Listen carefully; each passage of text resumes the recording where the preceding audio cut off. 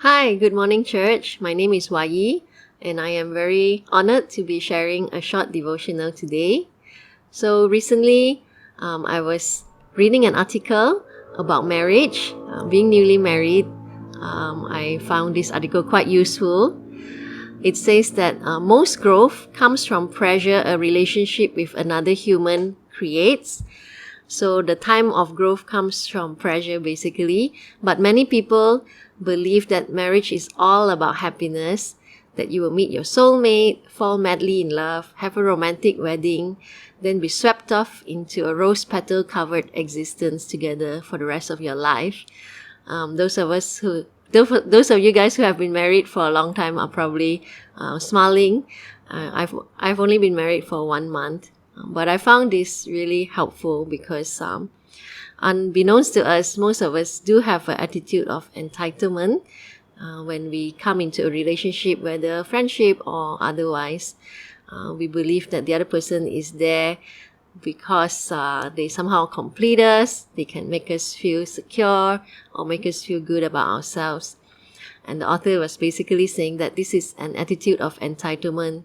And instead, what would help us a lot is if we have an attitude of exposure instead, where we are embracing the fact that another human being will expose selfishness and other things in our lives, and that it is a great opportunity for us to grow as a person.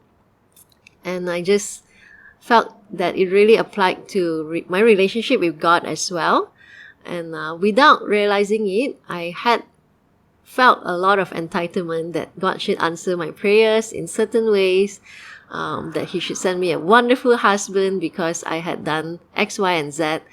Well, He has blessed me with a wonderful husband, but it is not because of what I have done. And truly, God's goal for us is much, much higher than just our happiness. I just want to read a couple of verses from John 17. Jesus is praying for His disciples before He goes to the cross. And we see in this prayer a lot of insight. He prays that I am no more in the world, but these, meaning His disciples, are in the world. And I come to you. Holy Father, keep them through your name, those whom you have given me, that they may be one as we are. He prays that we may be one with Him. And what does that mean? In verse 17, Jesus prays further on in His prayer. He says, sanctify them. Sanctify means to make holy and to set apart for God's use. Sanctify them through your truth, and your word is truth. And through this prayer, we see that God's highest goal for us is not our happiness, but it is so that we may be sanctified and that we may eventually be so united and so one with Him and with one another. So I pray that today you will be blessed as you ponder on this, and may the Holy Spirit bring more revelation into your hearts as you go about your day communicating and abiding in Him.